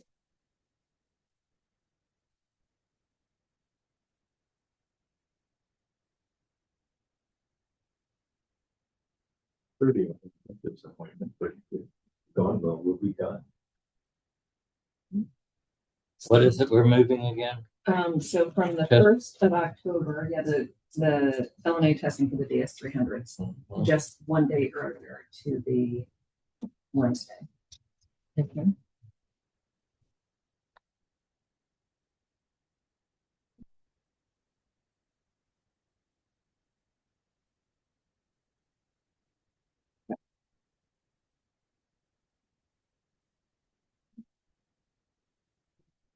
see the early voting on Sunday and Saturday. Because it's Sundays and Saturdays. And let's see, on the last one, on November, these are standard. We have the configuration on Sunday, poll book and all of that. And then the equipment transport, those things are pretty standard. It was staggering to me the number of voters who will say to you, I always vote here. Yes. Oh, yeah. They have lost track of the fact that they have a polling place they could go to. Yeah. That's just amazing. Yes. But you run into them on election day. And we did. They're all trying to vote here. We had like 30 of them. It's a lot. So now, was there anything else to now? The makeup training for the chiefs and assistants. Now, is that standard? The Saturday, the last Saturday of early voting? Because I have it there. It's pretty standard. That Okay. doesn't have to be, but that's when we've Okay. done it. Okay. Now is all the training on here? I've got the SDR training, the provisional training. We need DS 300 and express vote training. At least one session. Okay. All right. Typically, that's on a weekend. Oh, okay. Could it be a weekend when we're voting? Yeah, sure. We're not going to do it down at room 8. We need a separate DS 300 that we can show them how it works. What goes on. So And we usually took those Saturdays for home football games. Why do we do that? So there's not a conflict there. We have a schedule. Okay. What's late October? 23rd of October, VA is home against Duke on that Friday. So the 24th won't be a problem. And on the 10th is UVA, that Saturday. 10th of October. Yeah. October What about the 31st? 31st, they have a game, but it's away. It's Okay. UVA versus- So we got no problem there. So now which date do you want to do the DS 300 training? Well, we have makeup training already scheduled for the The chiefs and 31st. assistants, Yeah. but maybe at noon we'll do DS 300 and express vote training. Okay. Which day? Saturday the 31st, Halloween. So DS. Costumes are optional. Now, did you want a second session for that too? No. Just one. Okay. So that would be at 10. You said. At No, noon. I'm sorry, at noon. Thank you. Thank you.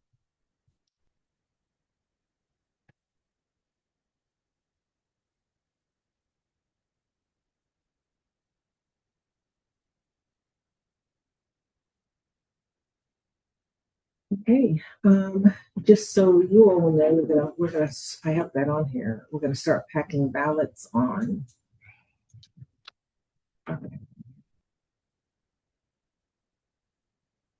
August 28th.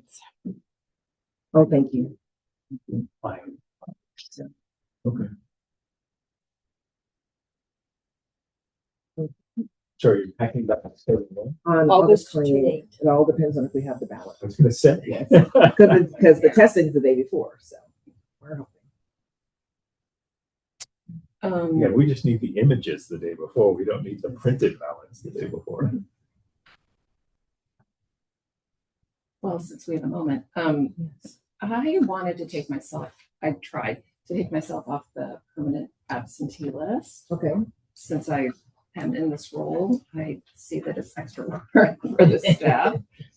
So, but I was having trouble finding anywhere online where I could do that. Is that not something that's? We can, but we can just give We have you a perfectly good form you can fill Yeah, in. you can fill No, all you can. yes. Oh, you want to do it Thank you. online? No, Yeah. it's not that. Okay. For myself, yes, I can fill in the form, but I just didn't find it readily accessible. As a voter. Yeah, as a I voter, think that right? that's true. I think it's It was there. I was certain it was there. Yeah, you're talking about the forms. The where- form is on the election side, Virginia election I side. believe Oh, we'll okay. have the You can forms do it from warehouse. logging in too. I think you Log can into the take your- citizens portal. Log into the citizens portal. And you can take yourself off. Interesting. So what I was trying to do was find a link from our homepage, you know, the Well, those forms warehouse is hard to get to. The citizens portal, there's a link there. There's a link to the citizens portal, which you can go to the login process. But right, I was just gonna say people. beyond our skill to explain that to folks, I think. Now that you've mentioned that, I do want to let people know that on our website, we have a notice for this November 3rd election. We also have the ballot, not the ballot, but we have all of the offices and the amendments that are going to be on the ballot, including the referendum for new county taxes. We have the text from the state for those, for the, Not, you just have the language that's Yeah. going to be on the ballot. well, not from the state yet. I mean, the other places say they have it, but I'm a little squeamish about No, it. but the language for the ballot was passed in the legislation that went through, so we know what's going It's to go exactly that. We know what's going to go on Okay, the ballot. good. What we don't know is what the brochure, or at least what I don't know, is what the brochure material and the poster material is going to. That's correct, yeah. And has the elect said anything about when they will hopefully get out brochures? Well, we've ordered them already, so, Oh, okay. yeah, so. Yeah, So they we were will due already. So we will be able to put those in the absentee mail Absolutely. outs. Do we want to do that? I think so. I think it's, Because particularly Alex said they were going to get it all in one brochure. they said, So yeah, let's include a brochure for those. And the same question came up for the county's referendum. yeah, that language is up there. Okay, let's talk about the county referendum. Andrea. Someone is responsible for doing an explanation. Yes, I know that my boss, Andy Herrick, the county attorney, he is working with leadership with the finance department to finalize the language for the brochure. They're working on putting something together. Okay, and that will come in a brochure that we can. Hopefully, I can confirm that. I know they're working on materials. So I guess we will want to send that brochure also. So there goes. If we have it available. If we do not. Yes.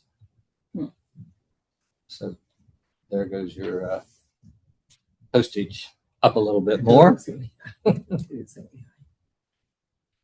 Along those lines, kind of, I would like to mention that the elect has sort of heightened their attention on safety and security of the polling places going into November. And they're having a tabletop exercise, which we're going to participate in the office. So if you want to join, you're welcome to come. Yeah. A tabletop exercise several years ago. It was actually locally done. A tabletop exercise getting ready for the election, and we included a couple of chiefs in that too, which I thought was very useful. Just putting it out there. These are the folks on the front line. Oh, I'm sorry, Clarabelle. That's okay. The date for the tabletop that the state's doing? I think it's October 2nd. I have to check it. Sorry. I think it's October 2nd. I need to check. I think. Let me just check that. I'll check it while we're going. Anything else about the schedule?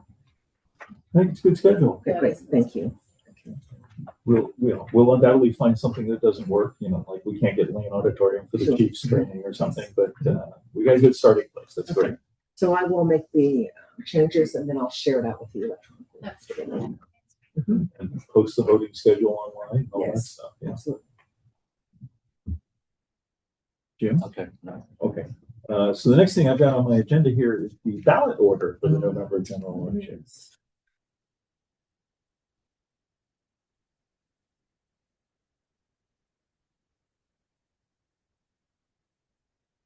Everybody have an agenda? I have a few extras of those.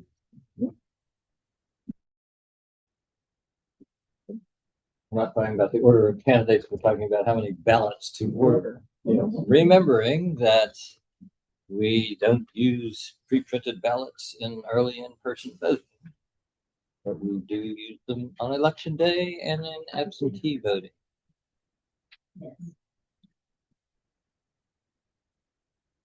Yeah. And what I didn't break down and include is how many absentee ballots we send out per polling place. Because the number you send out and you get back are two different numbers.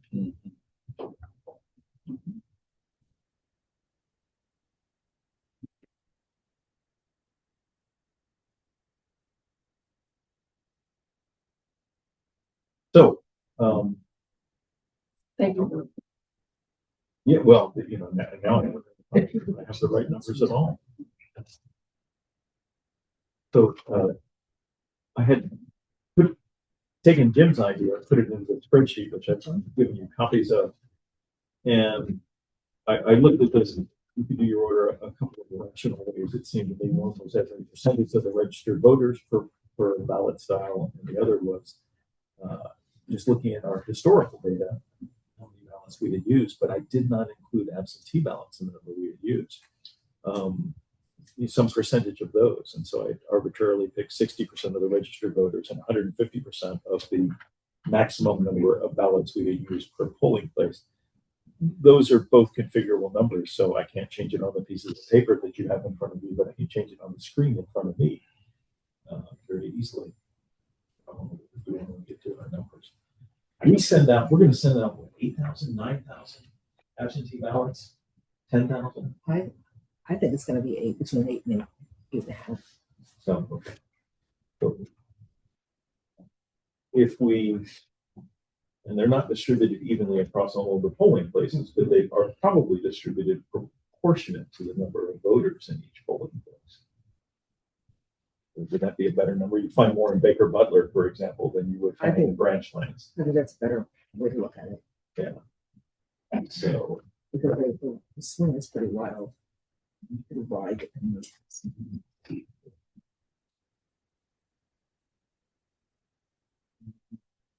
You're gonna have a different ballot for the seven. Yeah, one ballot for the 7. and we'll have a different ballot for Scottsville too, Scottsville Town, but we don't have enough useful historical data, so we'll just flag numbers for those. So out of 91,309 voters, we have 9,000 ballots.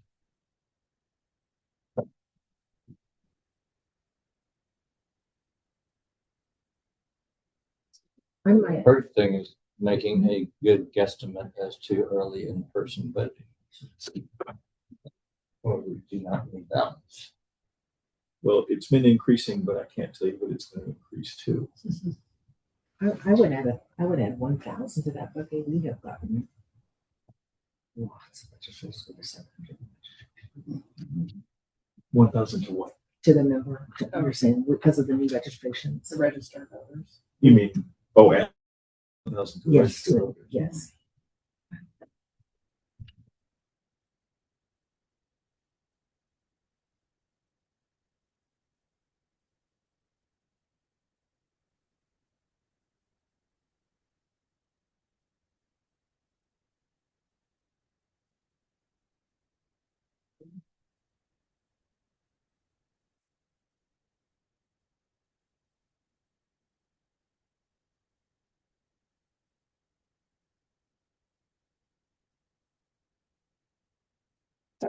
I don't think we're going to figure the whole thing out sitting here. I think we are. If we Yeah. need to tell the registrar how many to order. Yeah, because I Well, can put the order together. Yeah. I was thinking that if she sent us this is my proposal, we could time in on email. We don't time in at the same time. We do not have to have a meeting. I do not believe. We need to meet. I don't think so.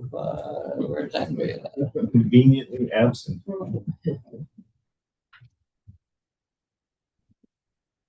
Yeah.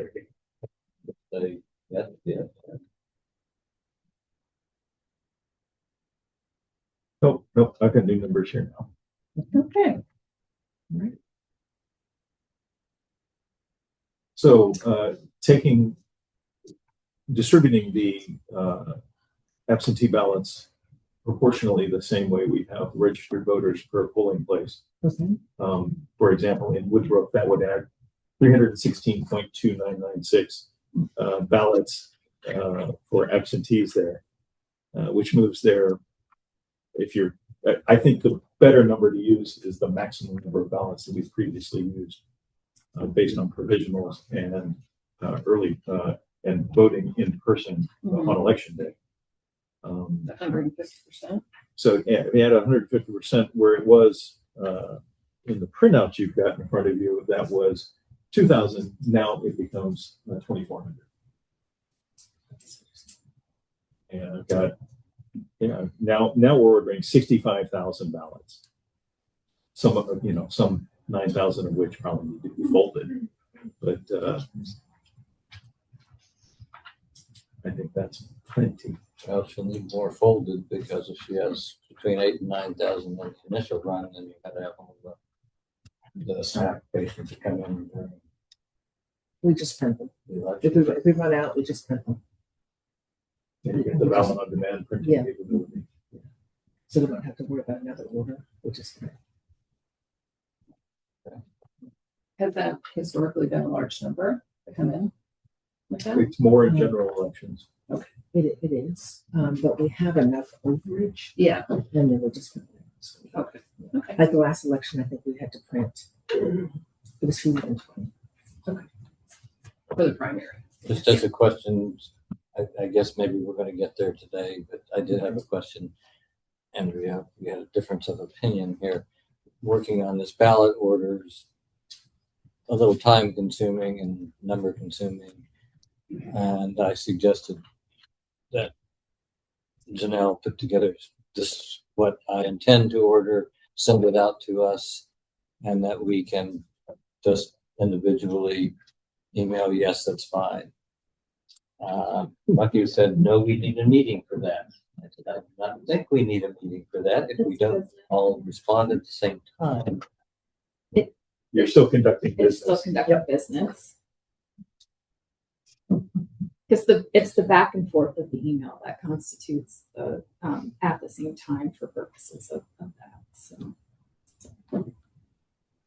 Anyway, so I've got a set of numbers here that now factor in the absentee ballots, okay. which totals to 65,600 ballots for an order, which that's using 150% of max and adding in absentee ballots, which we'll embrace it. I feel very comfortable that that's enough ballots. 65,600.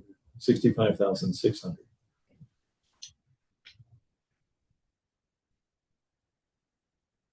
Because we have to round up to 100 for each pack. By the time we added just 9,000 ballots in, that adds another 13,000 to the total, which is a lot of rounding up. Yeah.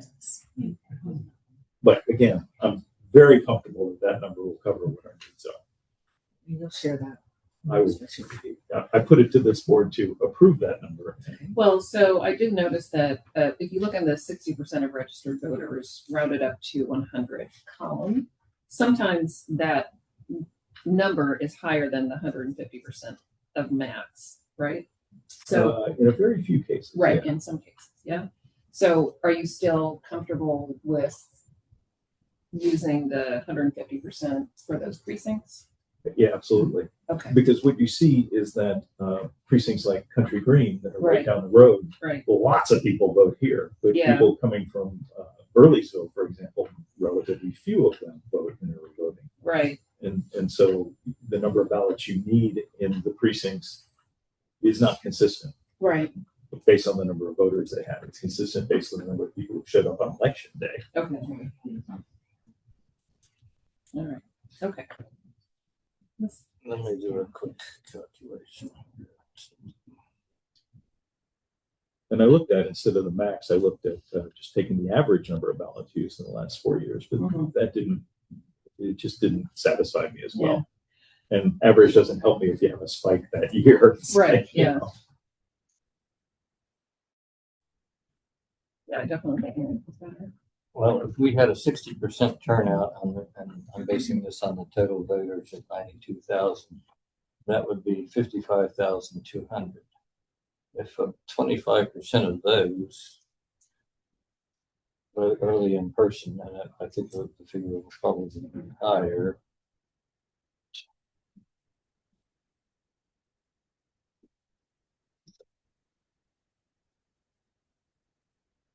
That would be 41,400 people voting Otherwise. on a pre-printed ballot. Mm-hmm.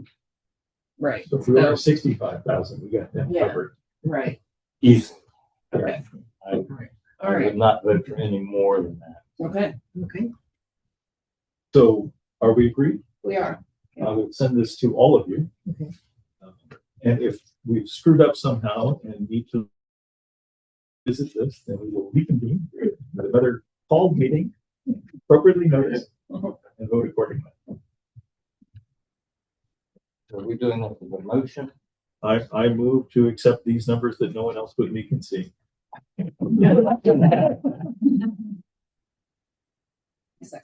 I move that we get 65,600 Right. printed balance. Okay. Yes. Very good. All right, moving on.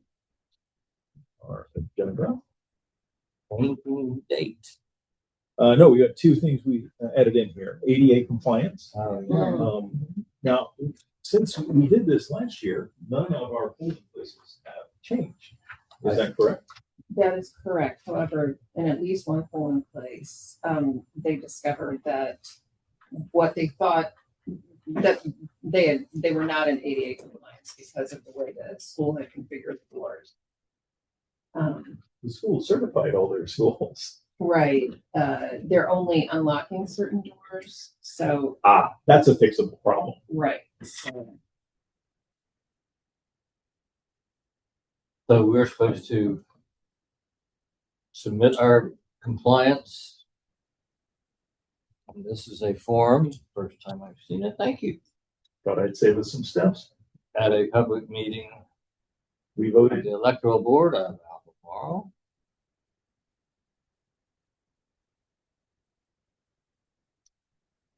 County. On, what's today? 8/13.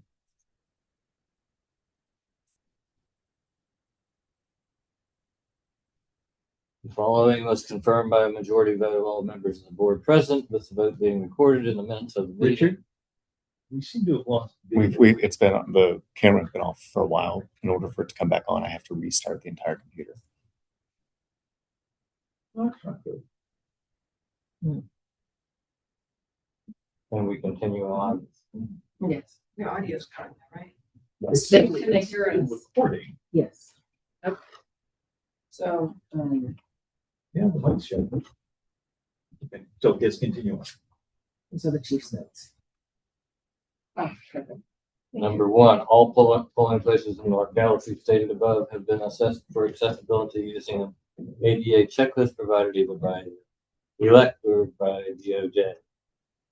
Yes. Two, the ADA checklist for each polling place has been filed and will be maintained within the records of the electoral board in accordance with the Virginia Freedom of Information Act. Alex was collecting those last year, so hopefully they're somewhere in the file. Okay. Three, pursuant to blah, blah, blah, all polling places in the locality stated above are currently compliant with the requirements of the ADA. The Voting Accessibility for the Elderly and Handicapped Act and the Virginia with Disabilities Act. I think we can.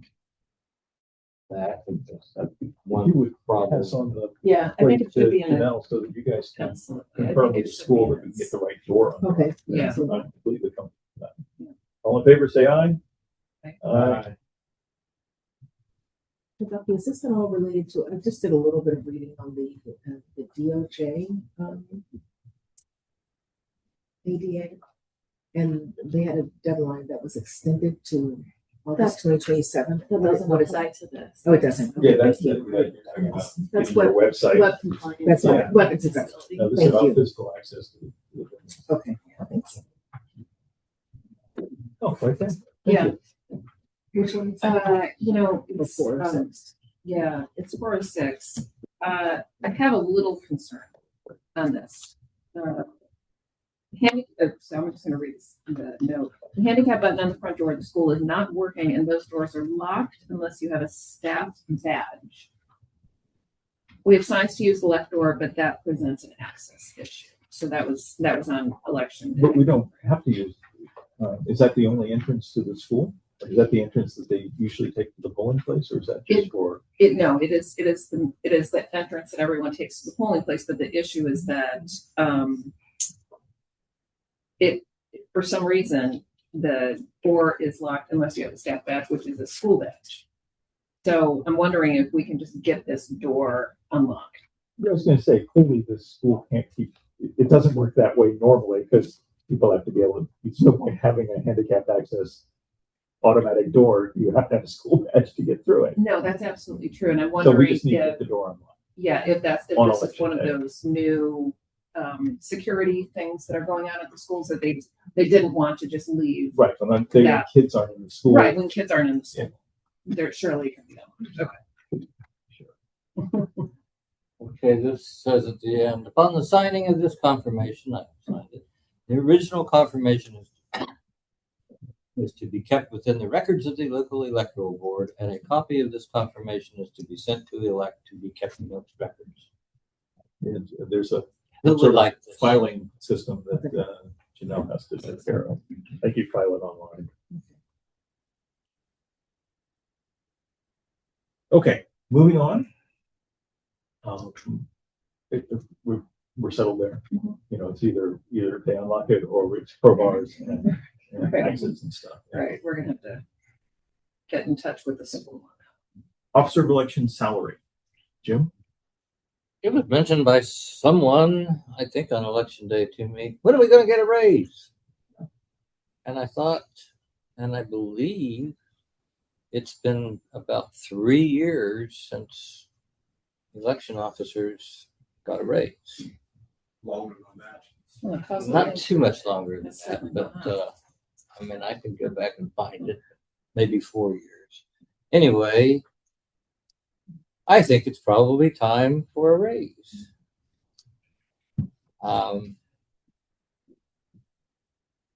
And I would propose either $10 or $20 for election officers as a raise.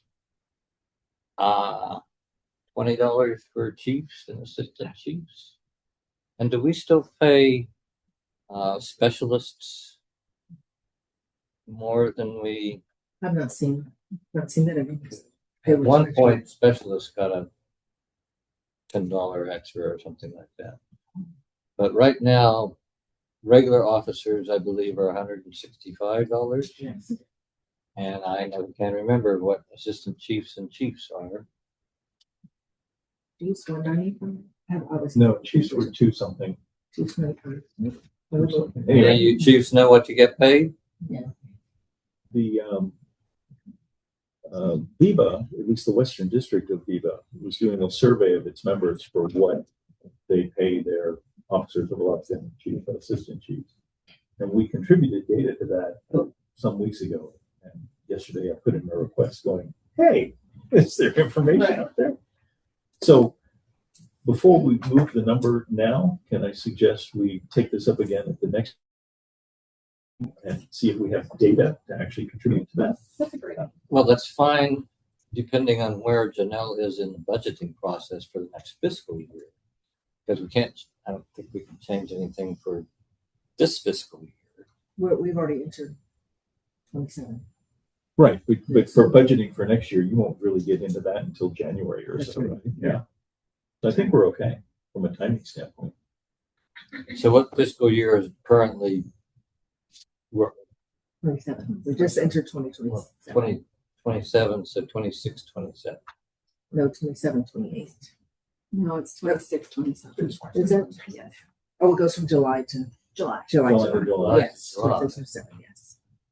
Well, we're currently in 26, 27. My question is, has your budget been submitted and approved for 27, 28? No. You're That's saying January. not until January. Okay. Yeah. I was thinking in the past that the poor registrar was always having to do the budgeting like right when the election was going on. But No, it's I guess you can do it. And we will, Okay. we'll probably find out that, most of the counties pay less than we do, but I at least like to look at what they're doing. They may not have our cost of living either. Yeah. Okay. Are there any other items that we need to discuss? Yeah, setting the next meeting. So as it currently stands, if there's enough water in the Danube, I will not be here on September the 10th. We have good evidence that there is not enough water in the Danube, so it's not at all certain that I won't be here. And I see that some lines, I don't know about Viking, are getting people to switch to a Rhine cruise, which has enough water in it. Parts of the Rhine. Anyway, suffice to say, right now I have a conflict, and you guys can have a meeting without me here, but thinking that it might be nice to attend. Can we, and before the 10th is not particularly good because my travel schedule will have me away basically from, well, Friday the 28th of August is the last day that I'd be available to have a meeting before that. That's just 15 days from now, so I'm not sure that makes sense. On the other hand, when are you supposedly getting back? I theoretically get back on Sunday the 13th. Okay, so are you proposing the 17th? I would, I asking you, I'm available, available on that Monday, Oh. Tuesday the 15th, Oh, Wednesday the 16th. I'm at your mercy. it's any, okay, so Tuesday the 15th is not great for me. I could do the 14th, the 16th, 17th, or the 18th for that matter. We start early voting starts. Right, okay, so not, Doesn't mean you can. yeah, but The 14th would be good if there was anything that needed to be run out before early voting. the point. Could you do the 14th? I can do the 14th. Let's do it. I'll see about getting us a room. Are you sure you're going to be up for a meeting if you're just getting back on the 13th? It won't be as bad as doing LNA on the DS300s from my last trip. So Yeah, that was brutal. Okay. I will put it down. Very good. Thank you very much. Okay, do you want to book that room? I can book it. Sure, that'd be I'll great. book all these other ones. Sure, I'll do that. And I'll release the booking that I put in for this room for 10. To be a good citizen. All right. Any other business that we need to take up before we go to closed session? Suggestion. Yes, Rick. I think you knew we had a very severe parking problem at high school this year. So I'd suggest y'all consider making sure that there are no activities on election day happening. But we had a school, but in our case, we had a whole bunch of people meeting there and they took all the parking spots. So if they are having any event, you make plans to mark off at least one or two roads. Yeah, it shouldn't occur because the General Assembly shouldn't be playing willy-nilly with the schedule, but if they do, it'll be good to be prepared. Yeah. So that's a good takeaway. You think you had parking problems? You should have seen Hollymead. Well, Well, we had no parking unless you went. Well, apparently that was 20 yards down. right. I think that was an oversight in the superintendent's office. Someone who was supposed to do that forgot it because there's been a lot of right, a lot of issues there. So the remaining people are stretched. Right, but I absolutely agree. I think, yes, it's good. to Better double check. prepared if this kind of thing happens again. Yeah. Right, it would be a great idea to double check. When you look at next For us year, to double check. when the primary would be, school will have been out of session for a couple of weeks by then. So there really shouldn't be anything going on at the schools.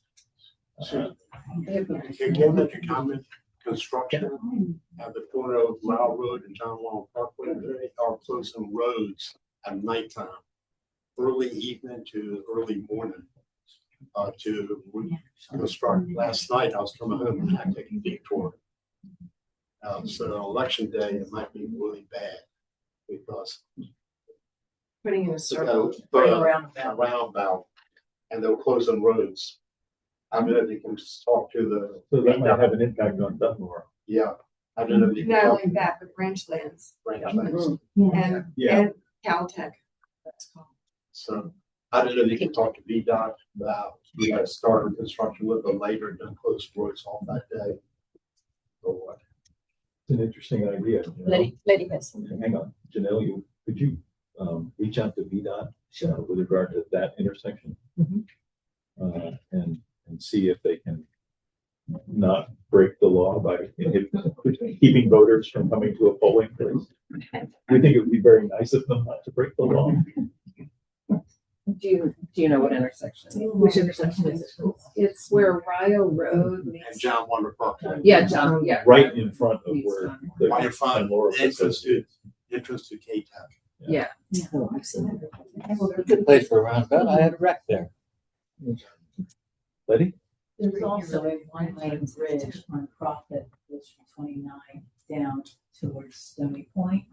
And I don't think that's going to affect mine as bad, but Baker Butler is going to have a problem. Well, that's They're widening that one-lane underpass, that railroad and VDOT are. They're widening it. They're widening that one-lane bridge over the railroad, and that goes from 29. You take Profit, it was 29 right straight down to the one lane bridge on Profit Road. Yes. So it's coming. Well, I was on it election day. I saw no signs whatsoever of anything happening. As a neighborhood, we've been told that it's going to start soon. I don't know when it's going to start, but that means that anyone who comes that way has to go all the way around from Polo Grounds or way all down Stony Point, 20 up to Profit. But we've understood as a neighborhood that they're going to be widening that, and I just don't know if they're starting before even notified. November 2nd. I can see it right now. Starting November 2nd. I can find out, but So something else too, when you're talking to the very nice person from VDOT, to find out about. Was there somebody else who had a hand up? Let's just clarify. Oh, So that's clarify. that's the one. Mr. Chairman, I apologize. I should have asked this when we were doing the budget. There was so much going on with the budget. Wonder if the registrar can tell us, if she can today, the actual cost that Albemarle County incurred for the referendum and how much the state has actually compensated the county. We had that. We had that. But Yes. I think she was, We had it. We had the final. It was in the minute. I but think has that changed since the last meeting? No.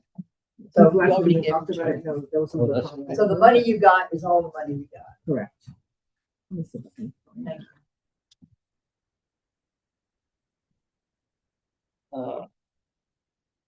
Okay.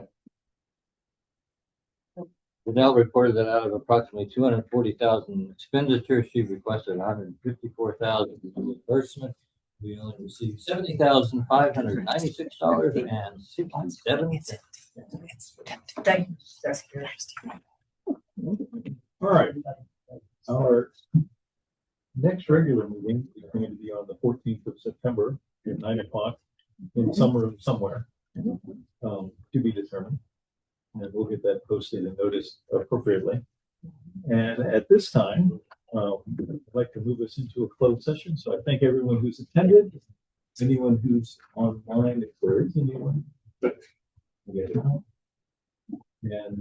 we can stop the recording.